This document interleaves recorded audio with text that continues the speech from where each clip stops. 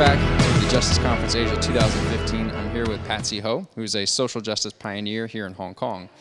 You were sharing a little bit about your own story. It was really interesting. You talked about kind of wanting to start out as a missionary and then sort of changing direction towards the social justice side. Can you tell us a little bit about that?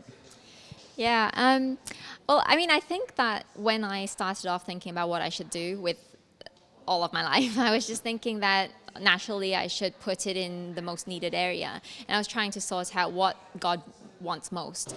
And I just thought initially, well, he wants us all to just let everyone know God. And I just thought, well, I'm going to go preach the gospel. I'm going to go be a missionary. And I envisioned this little romantic idea of working in a village and telling them about God and Bible stories and things like that.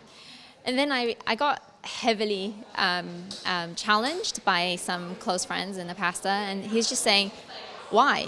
How many people on this earth can be a lawyer? How many people can actually use that and make an impact? Right, yeah.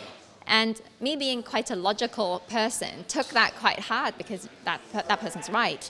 And I just slowly saw the pieces coming together and the importance of me using my skills, my gifts, seeing where I'm at and what I can do, and seeing actually that doing real works to improve people's lives, not real, I mean everything's real, but basically, this is one way to do it. I can literally, for example, help people get out of detention by bringing a case to court. Something like that was just as close to God's heart as me preaching the message that Jesus loved them. And it was actually maybe sometimes in a more practical way, in a way that they needed even more. So, I realized that, and I'm so glad I did, because it's great to see what God's doing now. So could you tell us then a bit about what you're up to now? I know that you're working with the asylum seekers, refugee. Could you tell us just a bit more about sort of what you're doing? I know, of course, you have a law background. So could you just share a little bit about how you're using those skills for social justice? Well, one of the things I'm actually very excited about right now is that, in the last 8 years, I've done a lot of work to improve the legal system when it comes to protecting the rights of asylum seekers.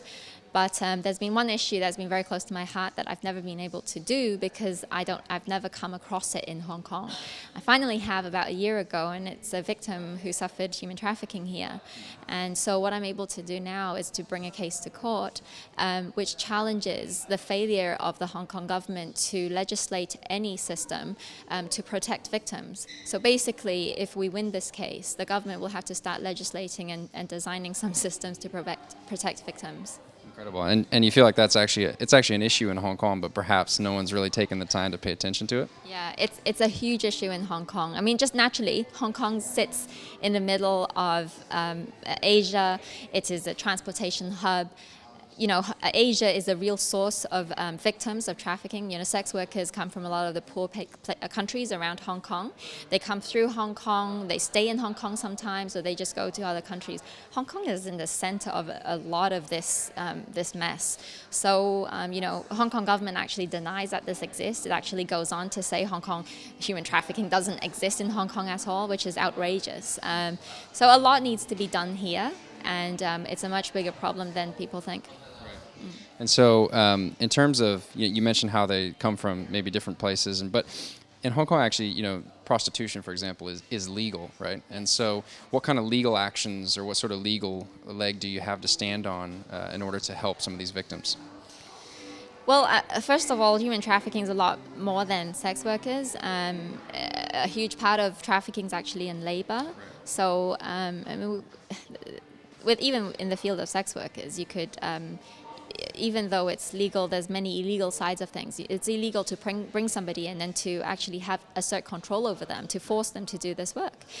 So that's completely outright illegal. But at the same time, when it comes to labor trafficking, Hong Kong is a place which depends on the workforce of domestic helpers. And amongst the workforce, there's a high proportion who are actually trafficked, which a lot of people will deny. And of course, having a helper at home is very common for Hong Kong households. But you even mentioned you just sort of have a challenge for us, even here in Hong Kong, to look at the way that we're treating them, right? Yeah. Well, the difficulty is because it's such a phenomenon, it's such a common thing. I mean, we don't have childcare system in Hong Kong, a very, very poor old elderly system as well. So people have to depend on domestic workers, and it's not necessarily just a bad thing. I mean, this is a big debate, but it depends very much on how we see them. And I think that it is clearly a problem that the fact is most people don't think domestic helpers are as valuable as themselves. So, basic questions like, do you pay your helper a minimum wage? Does your helper take one day off in 1 week? Does your helper actually work during the holiday, maybe in the morning and in the evenings? Does your helper have any rest time during the workday, etc.? It goes on and on. But a lot of people will be surprised by these questions, and they realize that, well, actually they are not giving their helpers the dignity and value that they deserve. Well, keep up the good work. Thanks so much for being at the Justice Conference this year, and we'll look forward to hearing more from you later.